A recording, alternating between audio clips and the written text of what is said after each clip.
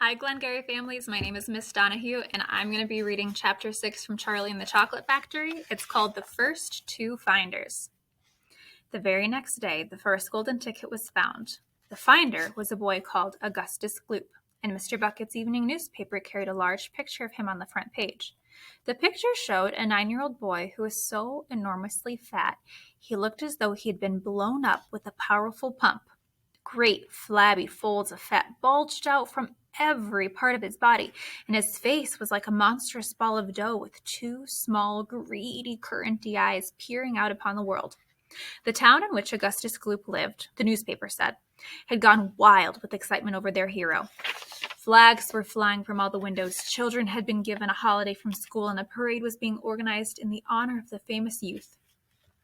"I just knew Augustus would find a golden ticket," his mother had told the newspaperman. "He eats so many candy bars a day that it was almost impossible for him not to find one. Eating is his hobby, you know. That's all he's interested in.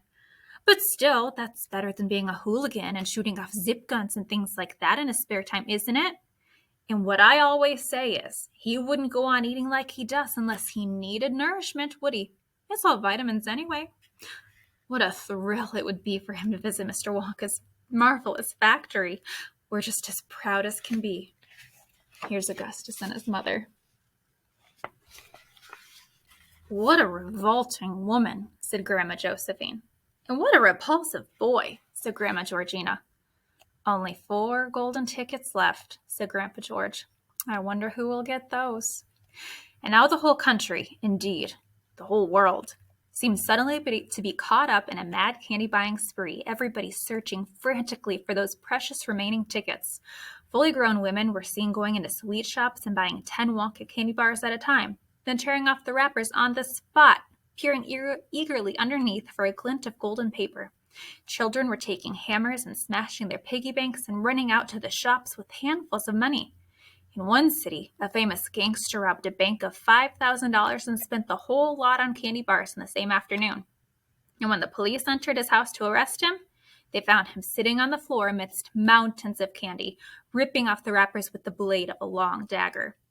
In far-off Russia, a woman called Charlotte Roos claimed to have found the second ticket, but it turned out to be a clever fake. In England, the famous scientist, Professor Foulbody, invented a machine which would tell you at once, without opening the wrapper of a candy bar, whether or not there was a golden ticket hidden underneath it. The machine had a mechanical arm that shot out with tremendous force and grabbed hold of anything that had the slightest bit of gold inside it. And for a moment, it looked like the answer to everything. But unfortunately, while the professor was showing off the machine to the public at the candy counter of a large department store, the mechanical arm shot out and made a grab for the gold filling in the back tooth of a duchess who was standing nearby. There was an ugly scene, and the machine was smashed by the crowd. Suddenly, on the day before Charlie Bucket's birthday, the newspapers announced that the second golden ticket had been found. The lucky person was a small girl called Veruca Salt, who lived with her rich parents in a great city far away. Once again, Mr. Bucket's evening newspaper carried a big picture of the finder. She was sitting between her beaming father and mother in the living room of their house, waving the golden ticket above her head and grinning from ear to ear. Veruca's father, Mr. Salt, had eagerly explained to the newspapermen exactly how the ticket was found. "You see, fellers," he had said, "as soon as my little girl told me that she simply had to have one of those golden tickets, I went out into the town and started buying up all those Wonka candy bars I could lay my hands on. Thousands of them I must have bought, hundreds of thousands.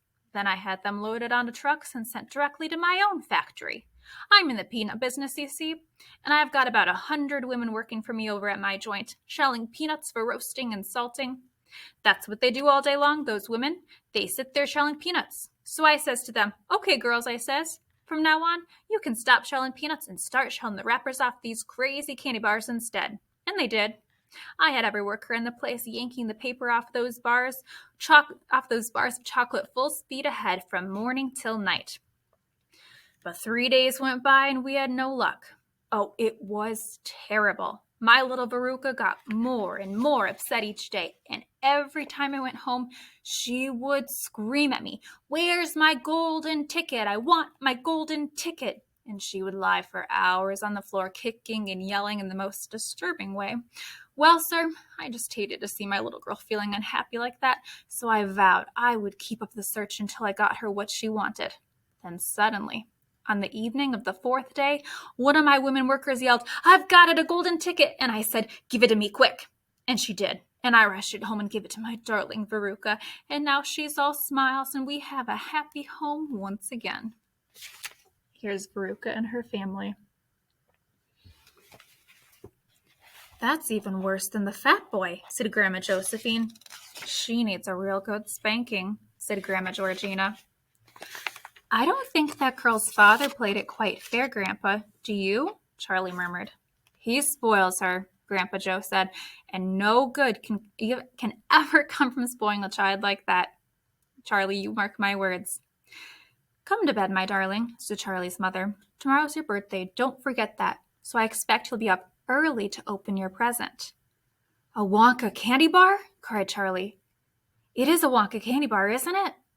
"Yes, my love," his mother said. "Of course it is." "Oh, wouldn't it be wonderful if I found the 3rd golden ticket inside it," Charlie said. "Bring it here when you get it," Grandpa Joe said. "Then we can all watch you taking off the wrapper." And that's the end of chapter 6.